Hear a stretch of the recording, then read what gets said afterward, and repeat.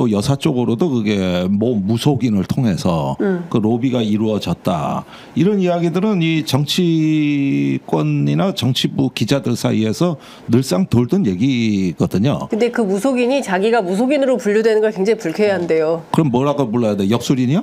아니 그 선거 전략가? 전략가? 뭐 전략가? 네. 이렇게 불려요. 그래요? 그새 또 바뀌었어. 뭐 밤사이에 요새는 잠을 잘 수가 없어요. 밤사이에 또 살짝 바뀌었어요. 트렌드가. 전략가라고 원하면 불러드리겠습니다. 네. 형이상학적 전략가. 아니 앞날을 내다보는 선거 전략가. 예지력. 그렇지. 앞날을 내다볼 수 있는 예지력이 있는 전략가. 뭐 그래 길어. 좀 짧게 좀 맞자고. 그걸 어떻게 외워? 당사자가 무속인 싫어해. 예. 아니 알았어요. 어쨌든 전략가라고 퉁칩시다. 예. 뭔 얘기 할라 얘. 저기 이래서 뭐 강남의 유명한 뭐 점쟁이 무속인 또는 전략가 뭐 이런 이야기들이 나온 배경에는 그때 조직 책임 목적이었던 거라고. 그러면서 총선은 1년 전부터 전쟁이 시작된 거였어요. 그러다가 막상 와가지고 총선이 임박해서 거기서 공천이 뭐 어디로 지역구로 옮기고 뭐 하는 건 마지막 과정이란 말입니다. 그런데 이런 과정에서는 좀 그 이전까지 넓혀봐서 모든 게 이제 김건희 여사 뜻대로 된 건 아니겠죠. 그렇지만은 어떤 면에서 판짜기를 하려는 오나그룹이 있었던 건 사실인 것 같고, 또 김건희 여사 자체는 이 정권에 대해서 어떤 만약에 공천에 개입을 하고 뭐 이렇게 당무에 개입을 했다 그러면은 난 김건희 여사 스스로는 이게 자기의 사명이자 의무라고 생각하는 것 같아. 나 혼자 잘 되려고 이러는 거 아니거든. 이 정권 누가 만들었냐고. 그러니까 이런 면에서 하나의 어떤 뭐 전체적인 또는 부분적인 판을 짜는 거는 다 이 정권 만든 사람으로서 난 팔로우십이 아니라 오너십을 얘기하는 거거든 지금. 김건희 여사가 오너십이 그래서 있어요. 저 한동훈 대표한테 보낸 문자 메시지에 뭐라고 돼 있습니까? 그 모든 고난을 이기고 같이 온 동지라고 돼 있잖아요. 그 리더의 풍모 아닙니까? 리더의 풍모. 그게? 오너의 풍모고? 오너십과 리더의 풍모가 있다. 김건희 여사가.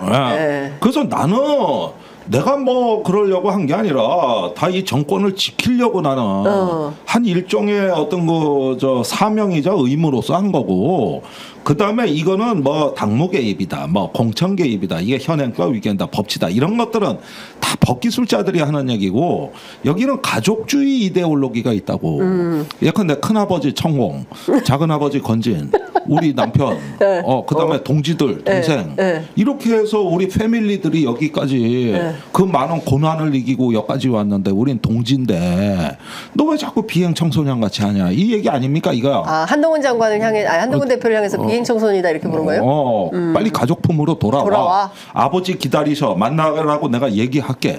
그 만났잖아. 또 그래서 밥도 먹고, 뭐 남천동 사장이요, 맨날 뭐 경찰서장하고 밥 먹은 것 같이.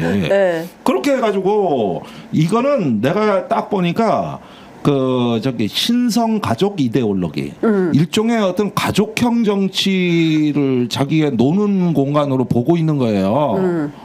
여사의 멘탈은. 그러니까 이건 사명이자 의무라고. 그러니까 공천 개입, 뭐 선거 개입 이렇게 하면 안 된다. 가족의 일원으로서 사명감을 가지고 이 정권 누가 세웠어, 어떻게든 이 정권을 지켜야 되니까 적극적으로 하다 보니까 여기까지 왔다, 이런 거예요. 근데 법률적으로는요, 의원님, 이걸 이렇게 하면 안 되잖아요. 아니 그 뉴스토마토의 보도가 사실이라면 당장 법률 문제가 생기죠. 공직선거법상에 그거는 5년 이하의 징역에 처할 수 있는 그 부분이 있어요.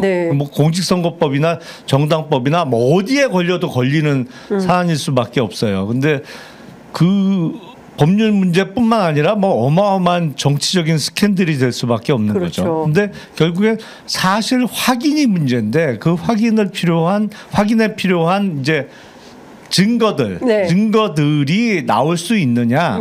뭐 그게 가장 큰 문제죠. 보도 내용에 의하더라도 만약에 그 보도가 사실이라면 모든 증거를 다 갖고 있는 사람은 김영선 전 의원이에요. 그렇겠죠. 그리고 그걸 봤다는 사람들이 등장을 한 것이고 그 주변 인물 중에 몇몇은 적어도 캡처본 정도는 갖고 있는 것으로 기사 내용이 구성이 되어 있는데 거기에 등장하는 인물들이 이거를 공개할 생각이 있는지가 대단히 의문이라는 것이죠. 근데 중요한 포인트는 이준석 의원이 본인이 일단은 뉴스토마토 보도에 대해서 사실 확인을 해준 셈인 거잖아요. 그러니까 일종의 그런 게 됐죠. 봤다는 것까지는 인정을 했으니까. 있다는 거죠. 존재가 있으니까 이준석 의원이 본 거잖아요. 한두 마디 캡처를. 그러면 이거를 이준석 의원에게 누가 보여줬겠습니까? 당사자지. 당사자 김건희 여사 아니면 김영선 전 의원 둘 중에 한 사람인데 김건희 여사의 가능성은 없는 거잖아요. 그러면 누구겠습니까? 당사자가 특정이 될 수밖에 없는 상황인 거예요. 그러면 이준석 의원이 거짓말을 했겠습니까? 동아일보에? 저는 그렇지 않을 거라고 봐요. 보지도 않았는데 내가 봤어요라고 흰소리 할 사람은 아니다라고 보고 그러면 이준석 대표가 확인을 해준 거예요. 그러면 저는 기자들은 여기서부터 출발을 해야 된다고 봅니다. 그리고 김영선 의원이 아니라고 하지만 아닌 게 아닌 거예요. 왜냐하면 본 사람이 있고 그다음에 정치권 사정에 밝은 관계자들 저희들이 취재를 하거나 만나보면 너무 많은 사람이 알고 있어. 제가 어제도 밤에 두세 번 통화를 했는데 비슷한 얘기를 다 해요. 사실 나 그거 누가 봤는지 아는데 그거 누가 봤는지 빨리 얘기해 주세요. 아이 그거 내가 지금 임기가 3년이나 남았는데 그 얘기를 어떻게 해. 나한테 그거 묻지 마세요. 이렇게 얘기한단 말이에요.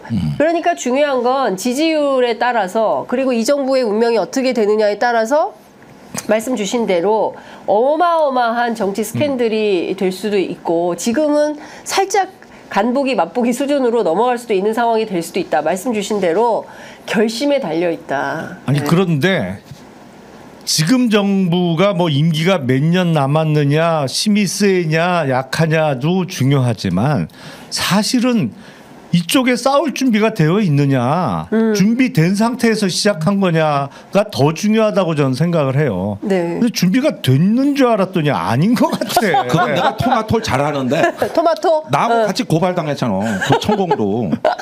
기사 쓴 사람이랑 편집국장이랑 내가 잘 알거든. 토마토. 그랬는데 아유, 오늘 토마토를 좀 갖다 놓고 방송할 걸 그랬나? 아니 훌륭한 언론이요. 일단 그건 전제해야 돼요.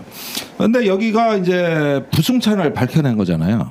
제주도까지 내려가서 왜 처음에는 내가 천공 뭐 싸우는데 홀로 내가 지고 가겠다. 그래서 난 국방부 고위 관계자한테 들었다. 이렇게만 하고 숨겼거든요. 그 근거를 일단은 내선해서 다 하려고 했던 거죠. 그리고 나는 이제 경찰 조사를 받은 거예요. 그랬는데 그래서 일부러 내가 부승찬 의원하고 연락을 안 한 거지. 이제 거긴 네 갈 길 가라. 나는 내 갈 길 간다. 어렵더라도 혼자 싸운다. 이게 내 소신이었단 말이야. 근데 자꾸 토마토에서 날 괴롭히는 거야. 그러면서 부승찬 아니에요? 부승찬 아니에요? 미치겠더라고. 미치겠다 진짜. 그래서 직접 가서 물어봐 이랬지. 의원님 너무 상세하게 얘기하면 안 돼. 그거는. 그랬더니 기자들 취재.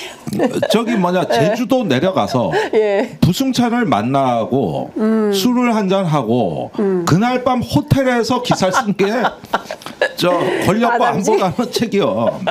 그래가지고 내가 다음 날 이 기사를 보고 깜짝 놀란 거야. 큰일 났네. 오늘 김종대 의원님이 다 공개하시네. 그래가지고 이제 보니까 이 친구들은 바다를 건너 물불을 안 가리고 취재를 하는구나. 이래가지고 이것도 틀림없이 어디 사적인 대화나 술자리에서 시작됐을 가능성이 커. 그런데 이제 이게 무게 있게 점점 파장이 커진 거예요. 근데 토마토의 그 성향은 뭐냐면은 기자가 고발을 당하잖아요. 그러면 회장이 편집국을 찾아와. 그러니까 1년에 한두 번 오시는 분이거든요. 수고했어. 필요한 거 있으면 얘기해. 멋있는 분이네. 훌륭한 리더네. 이러네요. 그래서 여기는 오나가 사고 치는 걸 좋아해. 여기는. 그 토마토 회장이 멋있네.